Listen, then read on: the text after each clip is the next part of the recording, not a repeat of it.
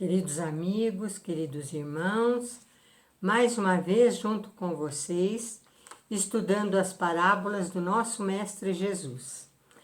Há muitas que são bastante controversas, e esta é uma delas. Foi relatada por Lucas, mas Lucas recontou, vamos dizer assim, porque ele não teve contato com o Mestre Jesus. Ele foi buscar, como discípulo de Paulo, as informações para fazer o Evangelho através dos outros discípulos e através de Maria de Nazaré. E como quem conta um conto aumenta um ponto, eu achei por bem escolher a parábola contada por Mateus, que era discípulo de Jesus e a escreveu no tempo certo em que ela foi contada pelo Mestre. Vamos então à parábola dos talentos ou minas. Porque isto é também como um homem que, partindo para outro país, chamou os seus servos e lhes entregou os seus bens. A um deu 5 talentos, a outro 2, a outro 1, a cada qual segundo a sua capacidade, e seguiu viagem. O que recebera 5 talentos foi imediatamente negociar com eles, e ganhou outros 5. Do mesmo modo, o que recebeu 2, ganhou outros 2. Mas o que tinha recebido um só, foi-se e fez uma cova no chão e escondeu o dinheiro do seu senhor. Depois de muito tempo, voltou o senhor daqueles servos e ajustou contas com eles. Chegando que recebera 5 talentos, apresentou-lhe outros 5, dizendo: Senhor, entregaste-me 5 talentos. Aqui estão outros 5 que eu ganhei. Disse-lhe o seu senhor: Muito bem, servo bom e fiel. Já que foste fiel ao pouco, confiar-te-ei o muito. Entra no gozo do teu senhor. Chegou também o que recebera 2 talentos e disse: Senhor, entregaste-me 2 talentos. Aqui estão outros 2 que eu ganhei. Disse-lhe o seu senhor: Muito bom, servo bom e fiel. Já que foste fiel no pouco, confiar-te-ei o muito. Entra no gozo do teu senhor.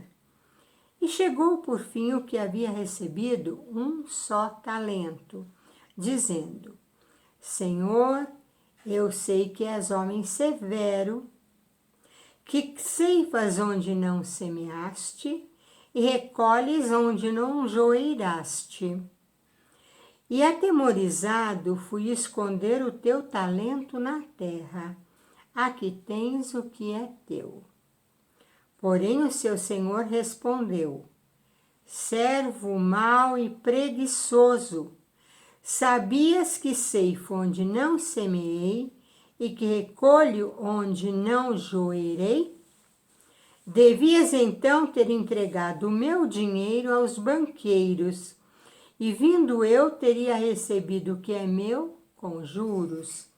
Tirai-lhe, pois, o talento e dai-o ao que tem os 10 talentos, porque a todo aquele que tem, dá-lhe ser-lhe-á, e terá em abundância.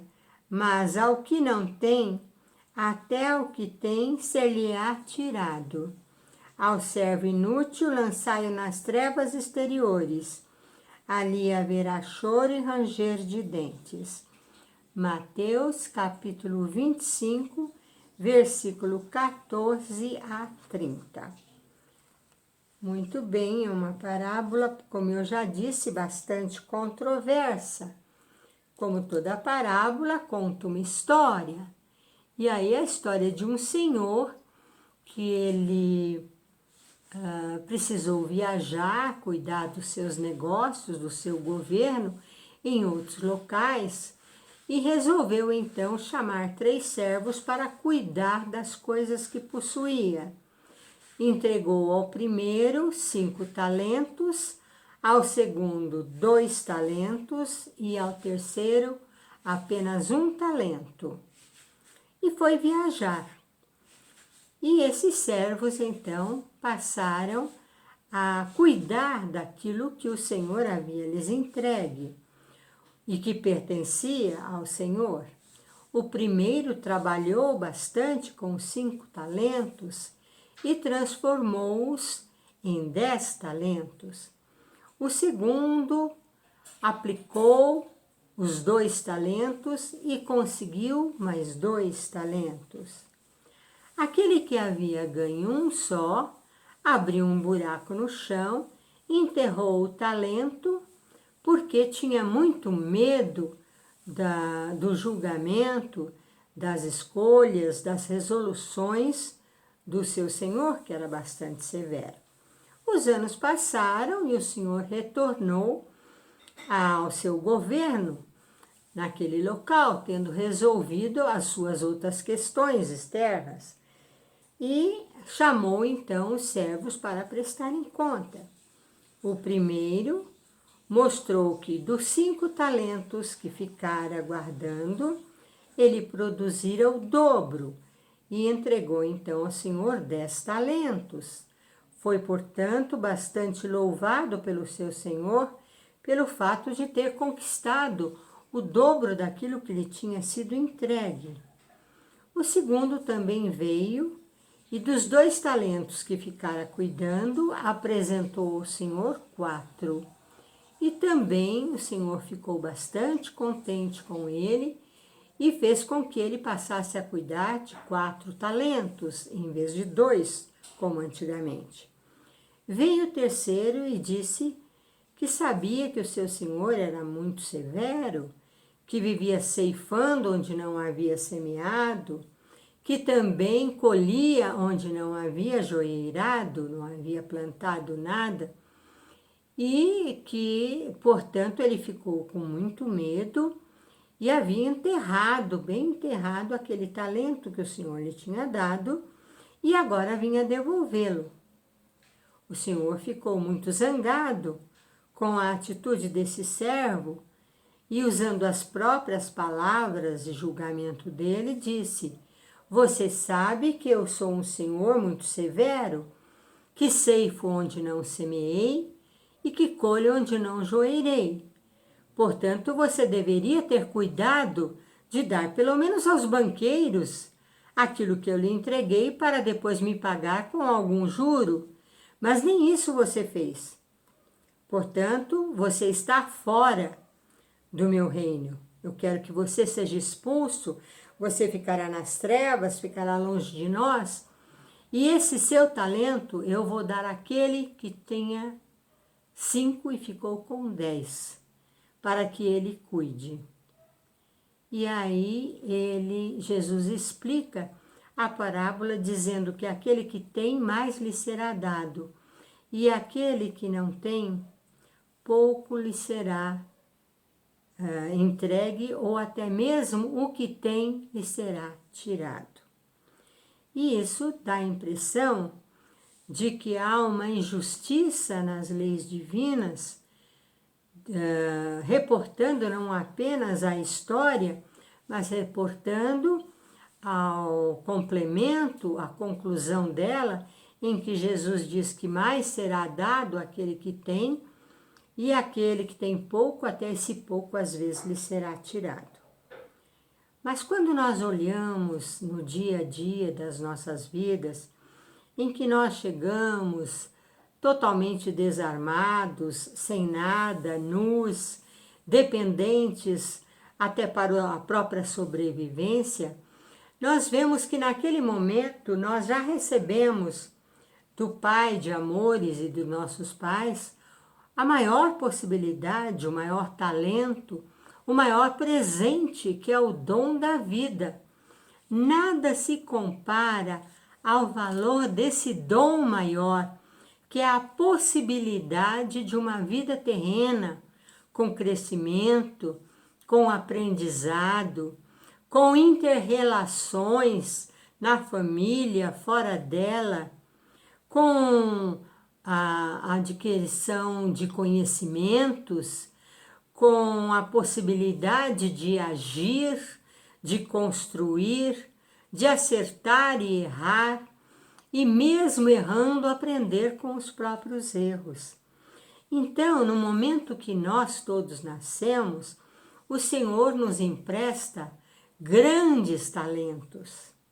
Às vezes, o talento da inteligência, o talento da beleza, o talento de ter boas oportunidades por nascer num lar harmonioso e mais bem aquioado de bens materiais, o talento da palavra, o talento do sentimento, e entre o sentir, o pensar, a possibilidade de amar, a possibilidade de servir, a possibilidade de externar a bondade da qual todos os seres possuem pelo menos um pouco dela.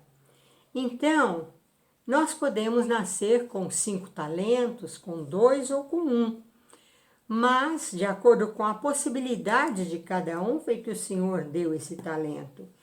Diante da programação que eles têm a fazer, diante daquilo que eles têm que executar, diante das suas faltas do passado, das suas conquistas do passado e da programação para pagamento de dívidas, para passar por situações que lhe deem novas experiências, ou mesmo por colher frutos sazonnados daquilo que já haja plantado, através da família em que nasce, através da profissão, através da saúde, através dos bens materiais e através do seu intelecto, do seu sentimento e até mesmo das suas ideologias, das suas escolhas, que vão direcioná-lo para o bem ou para o mal. E ele é responsável por suas escolhas. Então, nesse capítulo, aquele que mais tem, a esse será mais dado. Aquele que já conquistou em outras vidas muitas vitórias na área do intelecto, na área do sentimento, na área ético-moral, na sua religiosidade, aquele que adquiriu através da sua inteligência noções fantásticas com relação ao comércio, com relação à justiça, com relação aos bens materiais, à harmonia, o usufruto, o devotamento, a abnegação, a humildade, a renúncia, ele estará já, ao nascer, aquinhoado de talentos fantásticos que ele mesmo conquistou através de todas as outras vivências em que ele aproveitou a oportunidade para aprender, para crescer e para semear, para ampliar os bens que recebeu do nosso Senhor, do seu Senhor, do nosso Pai, e assim fazer jus a nascer com mais talentos ainda, a recomeçar com mais possibilidades, porque ele foi um servo fiel e alegrou ao Senhor com 5 talentos ou com 2. Mas aquele que muitas vezes nasce aquinhoado de estar num lar abençoado, lhe dando todas as condições para crescer, material e espiritualmente, no conhecimento, no intelecto, na ação, e fica com medo e não utiliza, nós costumamos brincar que o medo não serviu nada para Pedro e nem desculpa para Paulo. Pedro, por medo, negou Jesus 3 vezes, mas depois se arrependeu amargamente e se tornou o líder da Casa do Caminho, que albergou os discípulos e todos os deserdados e se propôs a divulgar as lições de Jesus e a Boa Nova. E não titubeou nem mesmo diante da morte, achando que ser crucificado não lhe trazia mérito nenhum, porque Jesus fora crucificado, e pediu para que fizessem isso colocando a cruz de ponta cabeça, colocando-o de ponta cabeça na cruz. Então vejam, o medo não é desculpa. Justamente o medo, muitas vezes, ele faz os heróis. As pessoas premidas por situações de violência, por situações de estresse, por situações que estejam pressionando-a, constrangendo-a, encontram forças que nem imaginavam ter, ou com ajuda espiritual, conseguem reagir a seu benefício e a benefício de terceiros, chegando a ganhar muitas vezes medalhas de honra e agradecimento a todos aqueles que foram beneficiados com seu ato heróico. Então, a parábola é bastante oportuna, porque aquele que nasceu, às vezes, com poucos talentos, e nós temos visto exemplos magníficos de pessoas que nascem, às vezes, com problemas físicos, mas sobrepõem-se a eles e se tornam até famosos mundialmente, como o autor do livro O Dedo do Meu Pé Esquerdo, porque ele falava através desse dedo com a família, e se tornou um escritor conhecido, e se tornou um homem muito sedutor de todas as pessoas, inclusive daquelas que não o conheciam e passaram a amá-lo, da esposa, dos filhos que teve, como aquele grande orador também, protestante, que nasceu sem os braços e sem as pernas, e descobriu, através da leitura da Bíblia, que o cego de nascença não nascera assim por suas faltas de vidas passadas, pelos erros de seus pais ou seus, mas nascera cego de nascença para a glória de Deus, para no momento devido Jesus curá-lo e ele exemplificar de uma forma bastante corajosa, audaciosa mesmo, aos fariseus e aos sacerdotes do seu tempo, quando vieram perguntar: você não era cego? E ele respondeu: sim, eu era cego, mas agora vejo. E como foi que você passou a ver? Vocês sabem, todos viram. O Senhor Jesus pegou a sua saliva, misturou com o lodo da terra e passou nos meus olhos e mandou que eu fosse lavar os meus olhos no tanque, e eu lavei e passei a ver. Então ele testemunhou e nasceu para isto. Então esse rapaz descobriu que ele nascera sem os braços e sem as pernas, também para testemunhar a sua fé em Jesus. E passou a ser um grande palestrante, demonstrando por si mesmo a sua fé, desde o seu nascimento até o presente momento em que ele já está casado, já tem filhos e consegue fazer uma série de atividades mesmo sem ter os braços e as pernas. Então vejam, a parábola dos talentos ou das minas, porque o Lucas, quando fala, ele fala das minas como sendo também os bens daquele senhor, né? e que depois de cuidar de 5 minas, a pessoa passa a cuidar de 10 minas ou de 10 cidades, e outro, depois de cuidar de 2, passa a cuidar de 4 ou 5 cidades. Então, é muito oportuna que a gente pense quais são os talentos que a vida nos deu, direta ou indiretamente, através dos pais, através dos irmãos, através dos amigos, através da profissão, através da nossa atitude. Quais são os talentos que nos foram confiados a cada dia que nós amanhecemos, a cada momento que nós vivenciamos, a oportunidade maravilhosa de exemplificar quem somos no dia a dia da vida.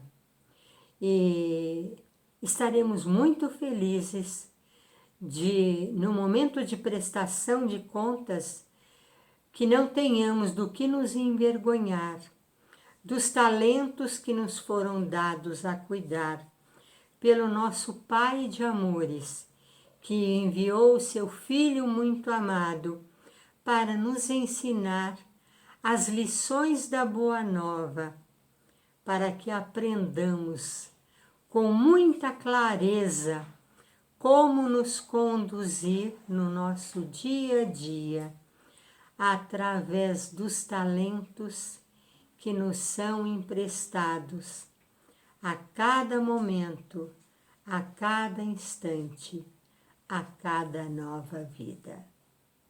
Um grande abraço.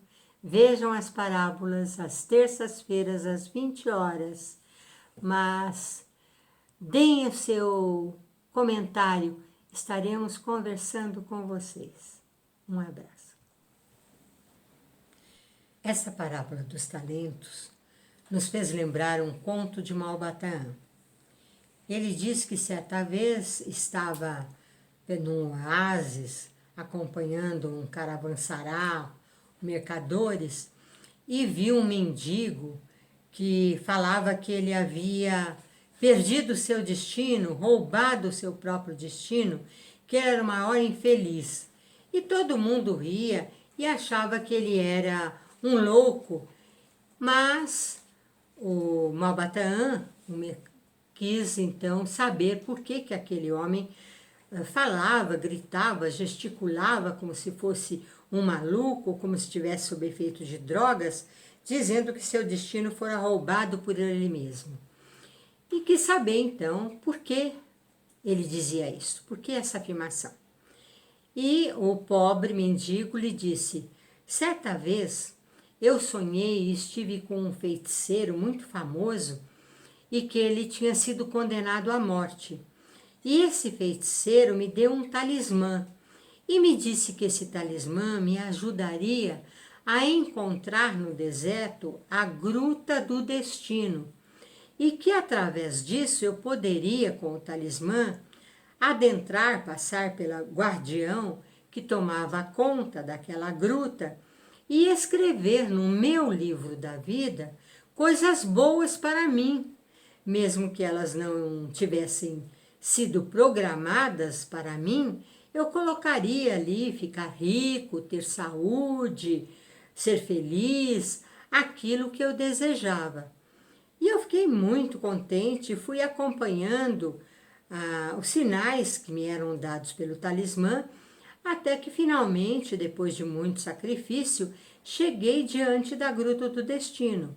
E como eu possuía o talismã, o guardião da porta me deixou adentrar dentro da gruta.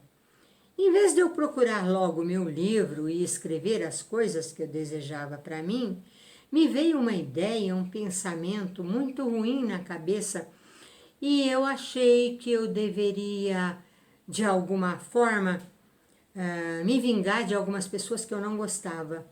E então peguei o livro de Ben Ali Oreb e comecei a escrever que ele vivesse na maior miséria e que ele sofresse os maiores tormentos. Em seguida, fui em busca de um outro livro, de um outro mercador, e desejei e escrevi que ele acabasse a vida cego, morto de sede e de fome. E assim eu fui fazendo com vários livros. Quando finalmente resolvi pegar o meu livro para escrever que eu seria feliz, que eu seria rico, que eu teria muita saúde, muitos bens, muitas alegrias, eu fui defrontado com um efrite, um espírito muito bravo, muito autoritário, que me pegando pelos cabelos me deu um pontapé e me pôs fora da gruta. Eu não apenas caí fora da gruta, eu bati a minha cabeça e acordei no deserto, num lugar longe, onde caravaneiros me salvaram a vida. E desde então eu fico me lamentando que pela minha incúria, pela minha maldade, pelo meu pensamento de vingança, eu roubei o meu próprio destino. Da mesma forma, perdeu o servo que com um talento apenas enterrou-o para apenas devolver ao seu senhor por medo de responsabilidade de ação. Então esse conto me lembrou que às vezes as nossas escolhas nos criam as dores que não estão programadas no nosso livro da vida. Espero que vocês tenham gostado.